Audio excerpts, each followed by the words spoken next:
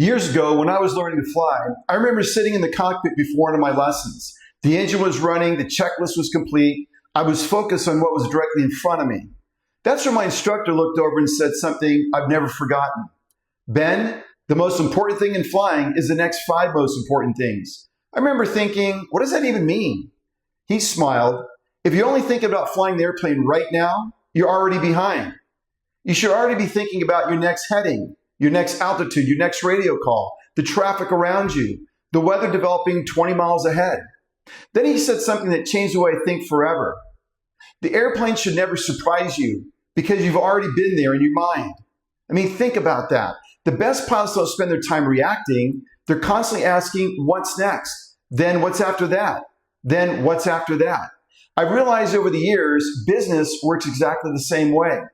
Most people spend their day reacting. An email comes in, they react. A customer complains, they react. A competitor makes a move, they react.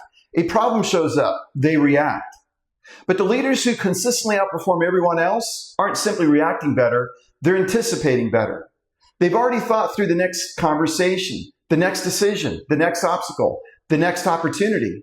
They're living in the next 5 most important things because leadership isn't about controlling what's happening now. It's about preparing for what hasn't happened yet. So today, before your next meeting, before your next decision, before your next challenge, ask yourself one question.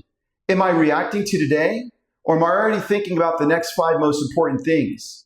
Because the future rarely belongs to the person who reacts the fastest. It belongs to the person who saw it coming. Choose excellence and choose foresight.